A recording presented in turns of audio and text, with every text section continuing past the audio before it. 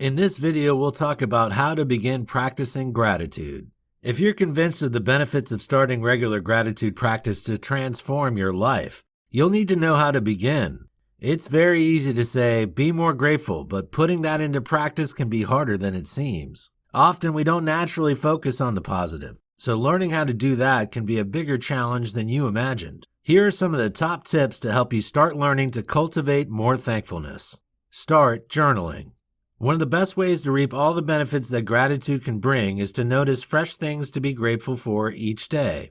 One of the most effective ways to put this into practice is to start a gratitude journal. Gratitude journaling is effective because it can slowly change how you perceive situations. It adjusts what you're focusing on. You're probably always thankful for having your family, for example. But if you simply write that each day, your brain won't stay on alert looking for new things to feel thanks for. Instead, get specific. Write exactly what you're grateful for about your family. So instead of just writing, I'm thankful to have my family around me, write, I'm thankful that my husband brought me flowers today to make me feel happy. Or I'm thankful that my sister asked me to come over to her house for dinner tonight so I wouldn't need to cook after my long day at work.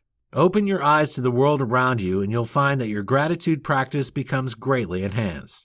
Soon you'll get a thrill out of noticing brand new things to feel thankful for every day. Try mental contrasting. If you're excited about all the benefits gratitude can bring, that's a positive thing in itself, since it gives you a boost to begin making the changes that need to be made to invite the positivity into your life. Yet you need to maintain momentum too.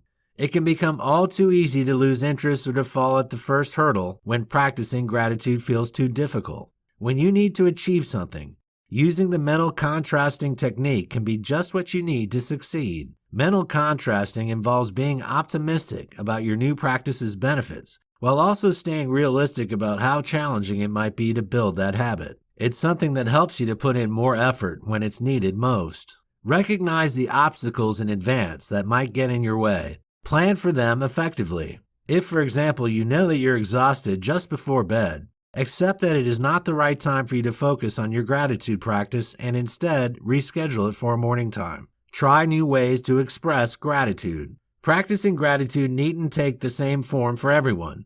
In fact, learning how to be thankful is a deeply personal thing. So don't feel limited to just journaling your feelings and thoughts. It might be a good place to start, but soon you might want to move on to try something different. Or for some people, journaling might not have the desired effect at all. There are many creative and new ways of tracking the things you have to feel gratitude for. Do you need some inspiration? How about setting up a gratitude jar? Simply take an empty jar and every day write one thing you're grateful for and pop it into the jar. At the end of the year, you empty the jar and take another look at all the things you wrote. It's a meaningful way to highlight those key moments of thankfulness, and then, when you read them back, you can relive them and reinforce them in your memory. Taking gratitude to the social level. The relationships that we form with other people lie at the heart of our happiness and satisfaction in life. Therefore, it makes sense to consider other people when building our gratitude. Rather than thinking about material items or different circumstances that you feel thankful for, try thinking about the people you're grateful for instead. This can enhance the benefits you experience. You can take the social element of your gratitude to the next level by actually involving other people in your practice. Try writing gratitude letters to people who have had a positive impact on your life, but who you've never said thank you to properly. Or why not share the moments that you've been grateful for each day with your loved ones at the dinner table? When you involve other people in your gratitude practice, you spread the positivity, strengthen your relationships, and enhance your own well-being while also boosting others.